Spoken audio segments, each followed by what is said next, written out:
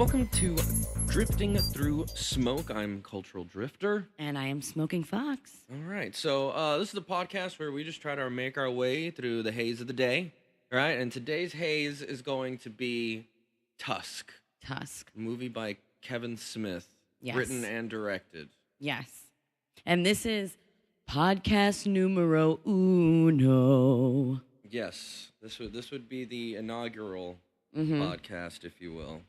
And why did we choose Tusk, Cultural Drifter? I guess there are several reasons. I think first off, it's just a good movie.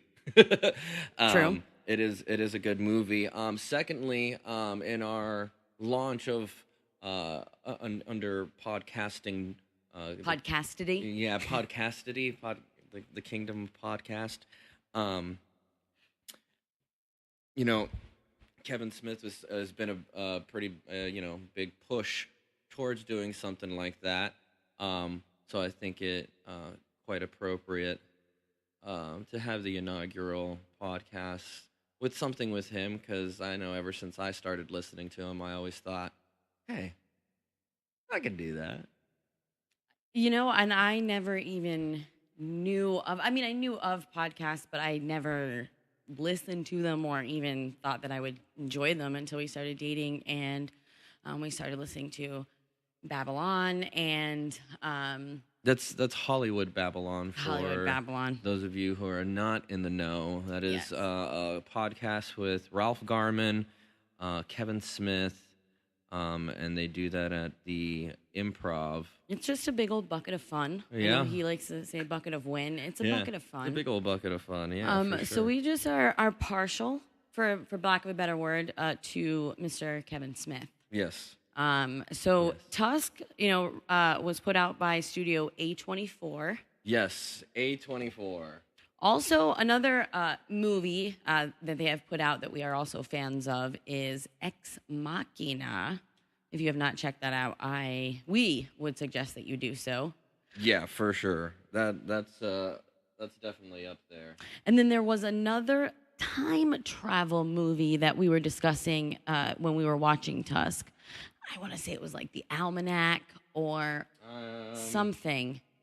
And it was kind of, on the quote-unquote B-side, I guess you could say, because they're not, movies at the blockbuster that, are getting a lot of hype.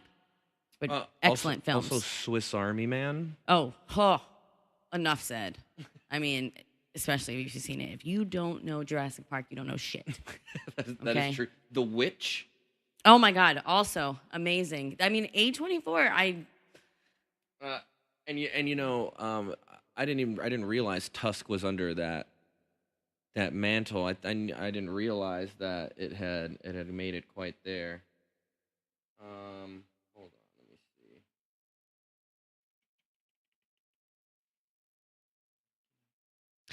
Now, Tusk also, one of the magical things that made us choose it for our first podcast is that it was also conceived in podcastery, in the Smodcast by Scott Mosier and Kevin Smith. So it actually developed and birthed, and, decisions were made on social media and podcasts with this movie, which is unique. Not many movies are made that way. We adore Kevin Smith for that kind of... I think I remember the name of that time travel movie. I'm just not sure it was an A24 production. Project Almanac. Yes. That's what it was. It just popped back I'm into my head. I'm gonna put a note to the Marky, side. We're gonna pin was... on that Project Almanac because I knew it was something with, and we will come back to that at a later time.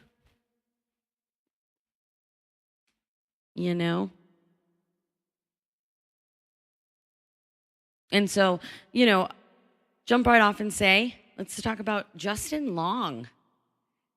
He is a great place to start off when we discuss the realm of Tusk. A pretty underrated actor, I would say, overall. He hasn't had much glory, I guess you could say, in stardom. He has glory in the margins with us, the people in the margins. We were discussing last night, the first couple of films that he was in. Or at least that we saw him in. Yes. And it was. So, do you know what his first? It's. I'm trying to think of the one with Tim on Allen. the list of on IMDb. His very first credit. Do you know what it is? No, what is it? Never give up, never surrender. Really? Galaxy Quest. Galaxy Quest. That was Tim on the Allen. tip of the tongue, That was, teeth in the lips. And see, I didn't realize that was his first appearance. He was a baby. He was a little baby. I was just getting there in thought.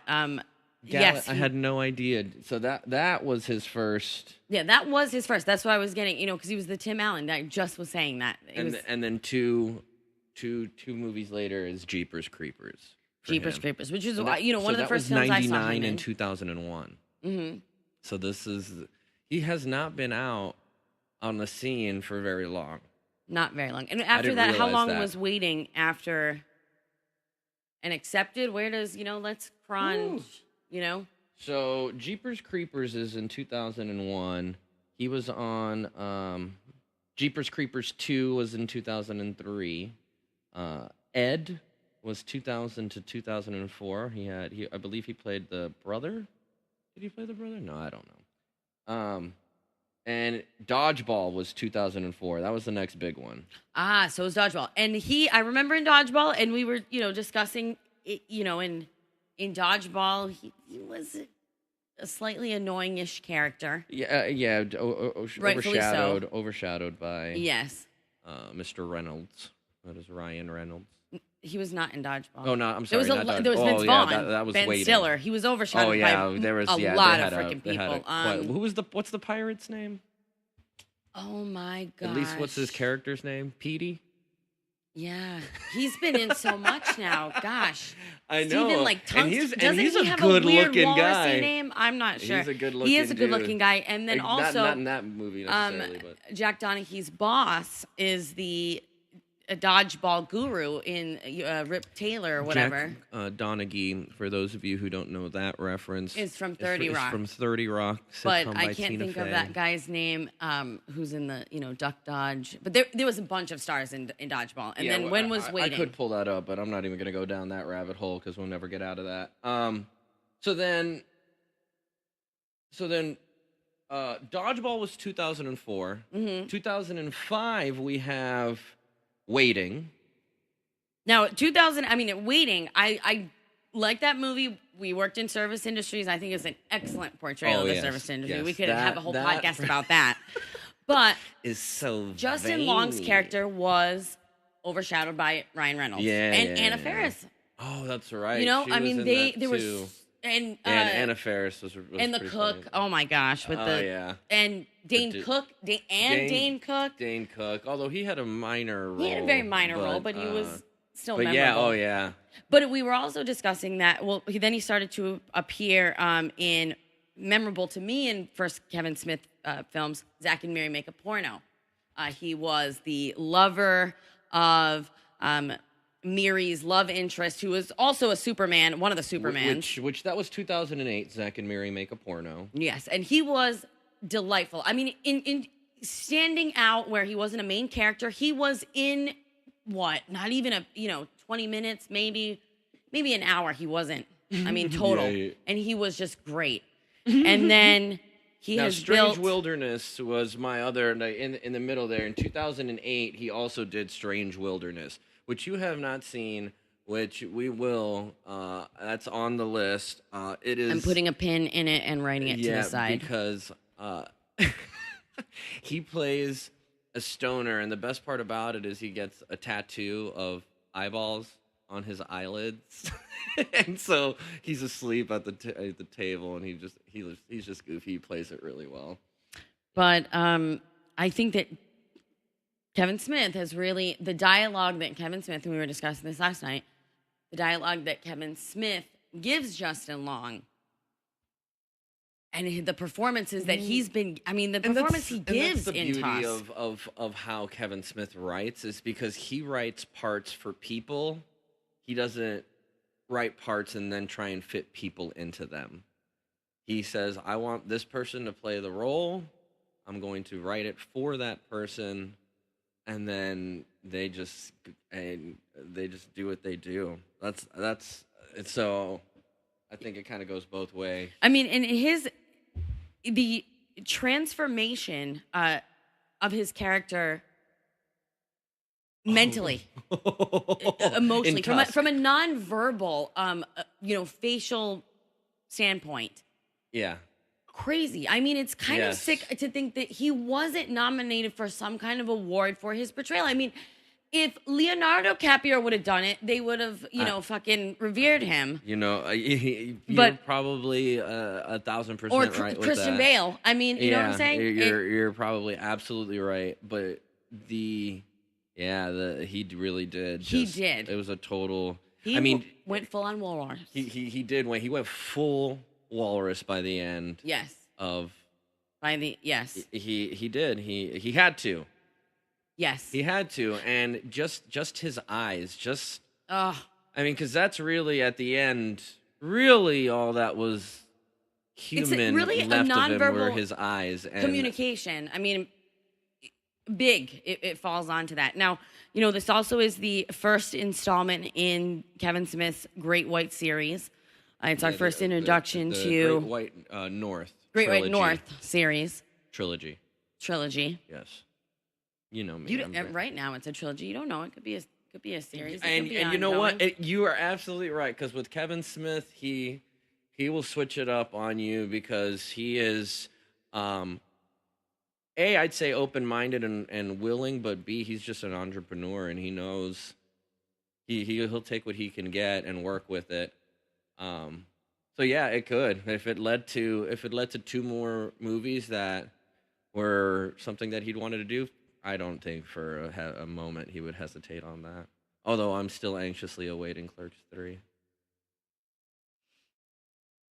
Yeah, I mean, I'm awaiting Moose Jaws. I want Moose Jaws. And I want to see, because of course this is where we first see also our yoga hoser ladies. The yoga hosers. Which is another, film that the second one that was just amazing. Mm-hmm. I would love to see, in the third one, if Moose Jaws, if the walrus would make a cameo. I think that would be cool. I think that would be. He is at the Manitoba thing. I mean, I think that's kind of part of it. Interweaving stories. Sure, very much so. Kevin Smith has created his own universe. Yeah, he has the View Askew universe. That is what he has. Yes. Quote very early on in the morning, as Justin Long is going through security at the airport, the Canadian person says, sadness is made in the U.S., by the U.S., maybe in the U.S. or by the U.S. I wrote that down. That seems sometimes fitting. I would... I would say it's, if I were to be totally unbiased here, it's everywhere, but we are very first world, and so we have a lot of very first world problems, and I think that leads to overshadowing of some of the larger issues at hand. People are a little bit too concerned with themselves and their petty shenanigans. That's true. But yeah, I would say that sadness is something that is very much bred here in the United States. I think people make a lot of money. Let me phrase that. People make a lot of money in the U.S. off of sadness. Oh, tremendous. It is like $1 billion, $1 trillion industry. Whether it's trying to fix it, whether it's exploiting it, or or just taking advantage of. Yeah, I would agree. Yeah. Yes. That is now, the true. second quote that I also wrote down came from Mr. Michael Parks. Now So this is fast forward in the movie. All right, we're now Justin Long is at the house. Well, yeah, we're not watching it right now. We're just I know. touching upon it. I'm but just before to make we sure go I'm into keeping up with the quote in regard to that, Mikey Parks, man, he looks like he looks like Bryan Cranston's father and Yes. younger Stan Lee's creepy brother. Creepy brother for sure. Creepy, slightly younger than Stan Lee. I would. Well, Stan Lee is. He's got to be at least 206. He is immortal. But it's slightly younger. But I mean, he does look like I just want him and Bryan Cranston to be in a father-son. I don't know. Maybe. Serial killer-esque. He's fantastic. How he can be all sweet and weird and then flip it to fucking creepy. But his quote was, always do sober what you do drunk. It will teach you to keep your mouth shut. Well, yeah, I forget who he was quoting. I don't think he was quoting anyone. I really don't. Yes. He was quoting someone. It was Ernest Hemingway. Hemingway. And he did say that in the movie, I believe. I believe he was quoting. Yeah, because he started talking about Ernie, remember, on the boat? Yes, that is a quote by Ernest Hemingway. That is true. That is true. And then also, again, gotta say, there's a Kevin Smith touches on the Nazis in not just Tusk, but also yoga hosers. Yes. It's a common theme in the Smodcast universe, whether it be the movies or the podcast. Even on Tell 'Em Steve Dave, the podcast in the Smodcast, under that umbrella, they have a pretty running. They do a lot of talk about Hitler on that on that show, which I love them. I love all the podcasts. I know that's not a great way to endorse them. Like, they talk about Hitler a lot, but but there's more, and it's good. It's funny. It is funny, and in that particular scene that we're talking about, that we were just quoting, where he was quoting Hemingway, it's basically, I mean, it is just a dialogue movie. I mean, there's a lot of scenes where it's just very interior. It's just the two of them talking. A lot of reactive from more of a roller coaster with Justin Long as we go on this horror of. And you have Michael to Parks realize for us. that second part of the movie, I would say, like, for the first act, it was very Justin Long. Mm-hmm. The second act was Justin Long and Michael Parks having a conversation. And then the third act was Michael Parks talking to Justin Long as he was either unconscious or no longer could actually speak words. That whole third act was all Michael Parks just talking to a walrus because Justin Long had his tongue taken out. That's true. So that whole third act was all Parks. Yes. You know what I mean? Like, and he carried it. And yeah, like, you don't get bored. You don't feel like, oh my gosh, shut up, old man. Yes. Like, you're just. It's weird. It's weird. I mean, like in Castaway, it was very obvious that he was just having a conversation with himself, but like.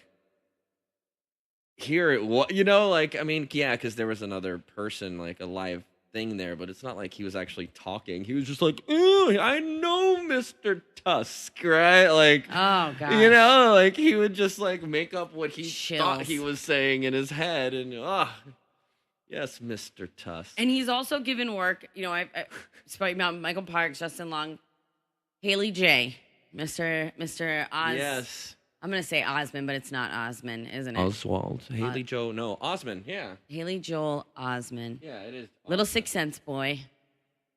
Has grown up. And it was a very small part in this one. Just like in Yoga Hosers, it was a small part, but it was good. I enjoyed it. He also did his own Osment. Osment. Osment. Osment. Haley Joel Osment. I don't know if anybody knows that. I don't think so. So let's go back to, before he's drugging Justin Long. Right. What do you think's in that tea, bro? Well, I would assume that whatever it is, it's the same thing that's in the big gulp afterwards. And it is something that immobilizes, right? Because he tries to pass it off as morphine and you're groggy and blah, blah, blah. But then Justin Long very clearly says, no, no, no, no, no. I'm not tired. I'm not sleepy. I'm immobilized. I just can't move. That's the second time he wakes up. The first time he wakes up, they're in the observatory-esque room, and he's got his first leg thing. That's the second time we're at the dining room table. Well, yeah, but at that point, he had already told them, like, remember, oh, yeah, that's from because he's like, I can't feel my legs. Oh, yes, that's from the whatever that the doctor removed, right? So it had already started, and it was in that tea. I think that's where it all started. So I don't know, whatever drug it was, like it was in the tea, and that's what he was feeding him that whole time. To think about it all from pull back, let's not think about it. I mean, it's still in the parameters of a movie, but think about in terms of the logistics of it, in terms of what he would have access to. In terms of what he was a serial killer in terms of, Johnny Depp goes into that. I mean, at least 23 people that they knew about were missing. Obviously, he had to have a mass amount of work to come up with the skin and shit for these other walrus prototypes that never made it. Correct. But the thing is that to have access and, the experience with surgical drugs, with surgical tools, with, large amounts of... it definitely seems like almost as one would admire, like a Dexter character. The growth that went into and he had a pretty colorful past. And it looked like who knows? There's a lot of years unaccounted for, and from the story that was told, it's almost like it could have a prequel. Like I would watch a prequel about how that dude got to where he was the Walrus Man. I mean, because we know how he had the effect. Why he wanted to bring it to a fold. With the Walrus, but I could watch that whole thing because, like I said, I mean, let's get down to the nitty-gritties in regards to that. The suit that Justin Long is in the Walrus, right? I mean, so we've got to think like what? He's chopped him off. We obviously know he took off one of his legs.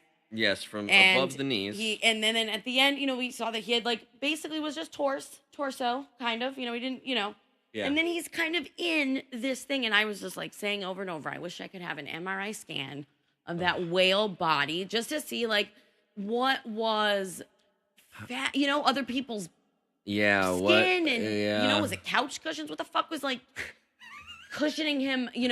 Keeping him together. That was not all Justin Long. That was either meat he had in the freezer. God knows it'll torture me till the day I die. Yeah, I don't. That's a very good question, and one that If Kevin Smith ever gets a hold of us, please just draw a diagram. Just tell me. I want to know what was in that fucking. And then speaking of, let me tie this in. Second time, or he also in Yoga Hosers. It's the second time that there's this creature made out of a suit made out of human skin. Yes. That, Kevin Smith. And when we first, got together, I had loved Kevin Smith on my own with Mallrats and Dogma and Jay and Silent Bob Strike Back. Classic. I had not given his step into, the Red State and Tusk. I had not given that a chance. Oh, see, I love that stuff. I am just in the horror thrill John. You are much more into that than I am. I am a big old wuss. I don't like scary things. But you'll watch them. I mean, oh yeah. You just won't seek them out. Yeah, I do not seek them out, and the only reason I watch them is because you want to watch them. And that's it. If it weren't for you, I would not watch them. Period. I like but them. I did watch Kevin Smith's films on my own because they were Kevin Smith, and damn it, they were fucking good. Yep. That's absolutely. And I think one of the things that we need to take away from this movie is you need to be careful about drinking beverages at people's houses that you don't know. Yeah. Not only from a roofie perspective, but from always have water ending with up in you. the basement in a walrus tank. You know what I mean? Just carry a water bottle Yes. with you. Be like, would you like something to drink? No, I'm good. Thanks. I mean, I just think I'm still on the whole, the prequel. I mean, because when Johnny Depp ran into the Michael Parks character, he was in a log cabin. I mean, and the house that he's at now, it's got a fucking, aquarium, thing downstairs. I mean, this man has had years of precision and practice to get him to the culminating event that was the movie Tusk. I mean, even if they didn't do thing. a prequel of the entirety of Howard Howe or whatever his name is, even if they didn't do that, even just from, I would want to know from from when he started getting the people for this walrus suit. You know what I mean? Exactly. I mean, he had the tools, technology, and the financial backing by the point of Tusk. We are big fans of tools and technology, and he had some tools and technology. Anyway, and also in regards to, but you shouldn't be too curious. Another telltale of lesson. And no super egos. Justin Long's character, which his name is escaping me right. Wallace is his name. Oh, Wallace becomes the walrus. Yes. Is that not? I mean, we were also thinking Kevin Smith, the wordsmith, because of his. He is a wordsmith. Puns on puns on puns. It's funny because he does talk occasionally about at somewhere in his line there must have been a blacksmith, right? And he is still a smith, you know what I mean? That dude, he is a wordsmith for sure. But Wallace, what was I saying about Wallace? I don't even remember. Not important. But it was the beast that lived within. Oh, that was my whole thing. I was saying this last night. It's like, I don't understand why he didn't just let either Mikey Parks kill him, or if he didn't just give up and die. It was like the prevail of the human spirit that he wanted to live. I don't even know. It boggled me that it's like, dude, is it anger? Is it it's just, he went full walrus, dude. It just fucks my mind. I mean, both. I made this comment last night, but when Michael Parks speaks, it's not, the words aren't coming out of his mouth. It's like they just flow out. It's like he's singing. I believe I believe what I said was, he doesn't talk, he emotes. He just, every time he talks, every accent, every flick of his tongue is with purpose when Michael Parks speaks. And with Justin Long, with no words, all Michael Park had was his, he had all the words he could, but Justin Long had no words at the end of that movie. And the fear and the anger and the panic and the desperation and the acceptance of what was happening and had happened, for you to be, he said so much with his eyes. It was absolutely incredible. I don't know. I'd be hard pressed to find a performance without words that matched that could rival something like that. That's why I say it's crazy that if anyone else would have attempted a role like that, and maybe if it was another director, because I hate to say it, like Kevin Smith's on the margins. Like he's the king of the margins, but he's on the margins of Hollywood. He is. He refers to himself as a C-lister. But anyone else would have gotten a commendation on top of a fucking commendation for a feat like that, of an acting feat like that. They've rewarded fucking less. And Kevin Smith, and it's funny because Kevin Smith, he says it all the time. Like, he's like, I don't want to say it because it's like my movie, but like, do you realize the performance that these people just gave? Like, yeah, incredible performances that he gets out of these actors and actresses. And it's just, you're right. It's like, oh, it's a Kevin Smith movie. So, but like, do you see what he's doing? Like, ugh, brilliant, brilliant, brilliant, brilliant. Yeah, and when he sang "Itsy Bitsy Spider," Michael Park, it was the dinner scene. Yeah, it was just the tears gleaming. There was that part at the dinner scene. When he is immobilized, and Justin Long is not crying, but it's a gleam, and it's not a very prevalent gleam. It's just a slight. He's just on the verge, and you can so see it. You can almost fucking taste it. And he holds it there. Mm-hmm. It's crazy. He holds it there for that. Once it doesn't quite start like that, but after he slaps him, really, right? At that point, like, he is just it's towards the end. It's definitely towards the end when he's kind of like accepting in his mind that, hey, shit's about to go down and I have no function over my body at all. I'm like, he knows he's not getting out of there at all. But it's like it was horror movies always have like this, the cautionary kind of tale, like, like, sure, don't be a slut, sluts die, like, this for example. But with, Justin Long's character, it was like he was the cheater. Yes. He was super ego. I mean, he was exploiting people. Egotistical. More of the Kill Bill kid. Yeah, more that you don't have to exploit people to draw attention. Yeah.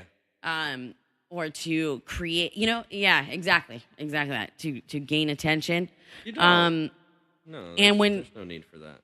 He pursued and, when everyone was telling him not to.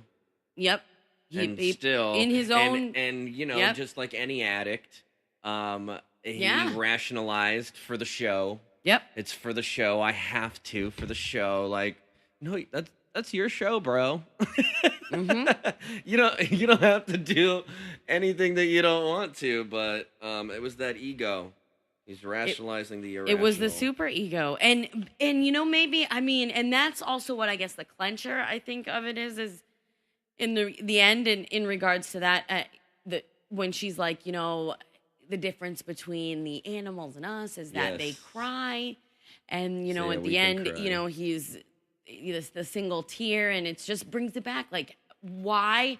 If it was me, I would have killed myself. I would have found some fucking way to kill myself, or have just subdued and let him kill me as a walrus. But because what is that? I don't. It is to a point. I think it is a good addict tale because it's like, look, he did his wrongs. He went through fucking hell, and he is making the rest of his life is paying that penance, is making amends and living as that horrid animal. Where it's bad attention, it's and he can't speak and stuff like that. Yeah, I guess that's in regards to that. Because that's the only reason I can think of him wanting to live. Is to say, okay, well, I have, from the addict perspective of saying, okay, this is my fucking lowest. I had to become a fucking walrus to not be an asshole. This is my, I guess. Or self-indulged. I guess I would have, for me, like, I can see myself not giving up and fighting to the end, even when disfigured and dysmorphed. But after he was dead, I guess I'd be like, okay, I'm ready to be like human again. Like, make me better, like, and try to at least do something to reverse what had been done. But I guess The scene where he freaking kills Michael Park. I mean, the rage, and I mean, now, you is, can't really say nonverbal. I mean, his and face was nonverbal, is, but his it's tough. it was scream. It was it's tough to. It's very easy to portray anger. It's tough to portray rage and not be cheesy, especially when you're not actually, when you're an actor trying to do your job. Sometimes, I mean, that's in Kevin Smith's podcast. What do they do? The Hollywood Babylon. They do the basically like overacting, right? Like exquisite acting. That's what they call it, where it's so bad it goes all the way back to good again. But it's very easy to do that, and he did not. He like that was rage. That was just pure, unadulterated rage. I had wrote something else down. So it was 15 years. I guess they had mentioned something about 15 years of walrusry, of creating of his journey of walrusry. 15 years and 23 people over 15 years. 23 people and that they know Guy Lapointe knew of, and Just Long would have been the 24th. But it was also in regards to that, Michael Parks, his character was kind of, I wouldn't say, and when I say cliche, I mean, I don't mean it in a bad way, but he was a neglected, severely abused, neglected child, from what he says of his backstory, of, being raped and, exploited, so I can definitely see where a sociopath or crazy-ass person would have come from. But the fact that he wanted to die by the hands of another walrus because inside he was on that island. He had wronged Mr. Tusk by eating him to stay alive, and that rocked his soul. He cared more about wronging that walrus. That's what turned him into a serial killer. Is that because of how he wronged the only person he probably felt a connection to, which speaks or to the animal, the mental faculties of Howard Howe, the character. He was abused and violated growing up, and then but there was some. But if you look at it at some form of perspective, there was some form of him that wanted to make it right, quote unquote, in the realm with him and Mr. Tusk in his own crazy universe. No, for sure, because that was, he said it, that was the first person to ever show me kindness was Mr. Tusk. And then he ended up turning, he could never deal with it. And then, it was just beautiful. This was his sick and twisted way of making it right, making Mr. Tusk again, and then he was gonna keep on making him until he made one that killed him. Exactly. And so while I feel like it's like he was unburdened by him being killed by Just Long, he was unburdened and set at peace because he had done his journey. Justin Long has stepped into his fucking infinity of of hell, of paying that penalty. I mean, it's just like the two. It was just transferred over. Exactly. I mean, it blows my fucking mind. Wow. All over the place. Yeah. All over the place. That is pretty good. Tusk, man. The monster inside us. Hashtag walrus yes. Hashtag walrus yes. Hashtag walrus yes. Well, think that'll about do it? Yeah, I think. All right. I think that's pretty much all we have to say. Yeah. For Tusk, I would give it. I would give it on a rating scale of. I would give it a hard 10. 1 to 10. I would give this. A hard 10. I would also just very quickly note the color palette that he uses the entire movie is like a very not dark, natural tones, dark colorings in regards to all, color palette of the whole movie, which I also like. That I mean, it was just I love the color palette he used for his scenes. It was almost made it It made it very peaceful, kind of like. It was earthy. It was earthy, creepy. But it let you focus on. But it's like those kind of details. You know what I mean? It did play into not distracting. The background being not so distracting. But it's like those type of details that I notice. And I wonder if that was, it's just like we saw in that documentary. It's like, does he think about all this? Like, I just want this because I want it to extrude this. It's like, this guy's a genius. Like, I mean, I would just like to know if that, and the whole entirety from like the color palette to dialogue to everything about Tusk. I mean, I think just this stands as a testament to the wonder and genius that is Kevin Smith. Yeah. Period. Drops mic. All right. So yeah, Tusk.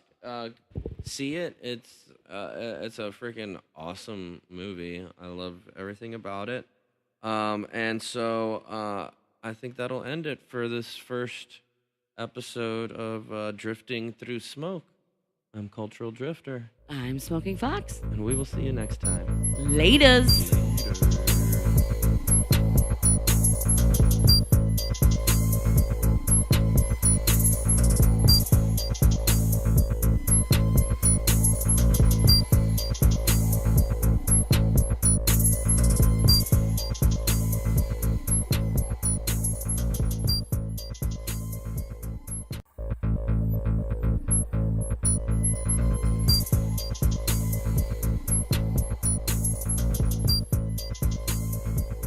Welcome to Drifting Through Smoke. I'm Cultural Drifter. And I am Smoking Fox. All right. So this is the podcast where we just try to make our way through the haze of the day.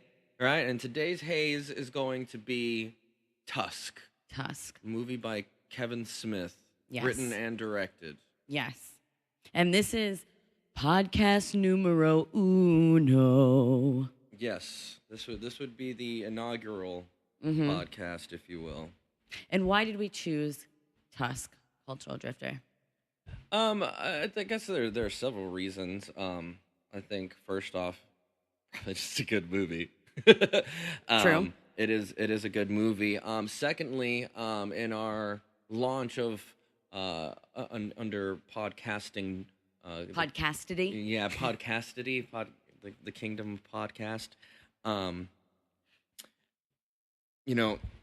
Kevin Smith has been a pretty big push towards doing something like that. So I think it quite appropriate to have the inaugural podcast with something with him, because I know ever since I started listening to him, I always thought, hey, I could do that. And I never even knew of, I knew of podcasts, but I never listened to them or even thought that I would enjoy them until we started dating, and we started listening to Babylon and that's Hollywood Babylon for Hollywood Babylon. Those of you who are not in the know. That is Yes. A podcast with Ralph Garman, Kevin Smith, and they do that at the Improv. It's just a big old bucket of fun. Yeah. I know he likes to say bucket of win. It's a bucket of fun. It's a big old bucket of fun, yeah. For sure. So we just are partial, for lack of a better word, to Mr. Kevin Smith. Yes. Yes. Tusk, was put out by Studio A24. Yes, A24. Also, another movie that they have put out that we are also fans of is Ex Machina. If you have not checked that out, we would suggest that you do so. Yeah, for sure. That's definitely up there. And then there was another time travel movie that we were discussing when we were watching Tusk. I want to say it was like the Almanac or something. And it was kind of, on the quote-unquote B-side, I guess you could say, because they're not, movies at the blockbuster that, are getting a lot of hype. But excellent films. Also Swiss Army Man. Oh, huh. enough said. I mean, especially if you've seen it. If you don't know Jurassic Park, you don't know shit. That is true. The Witch. Oh my God! Also amazing. I mean, A24. I didn't realize Tusk was under that mantle. I didn't realize that it had made it quite there. Hold on, let me see.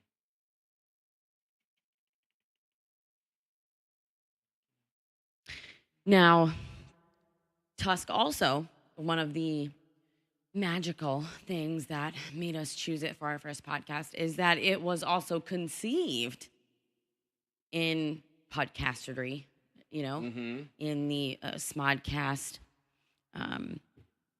by Scott Mosier and Kevin Smith. So it actually developed and birthed and, decisions were made on social media and podcasts with this movie, which is unique. Not many movies are made that way. We adore Kevin Smith for that kind of... I think I remember the name of that time travel movie. I'm just not sure it was an A24 production. Project Almanac. Yes. That's what it was. It just popped back I'm into my head. I'm gonna put a note to the side. Marky, We're gonna pin on that Project Almanac because I knew it was something with, and we will come back to that at a later time.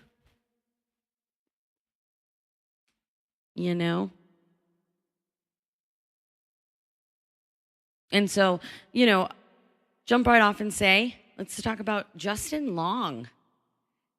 He is a great place to start off when we discuss the realm of Tusk.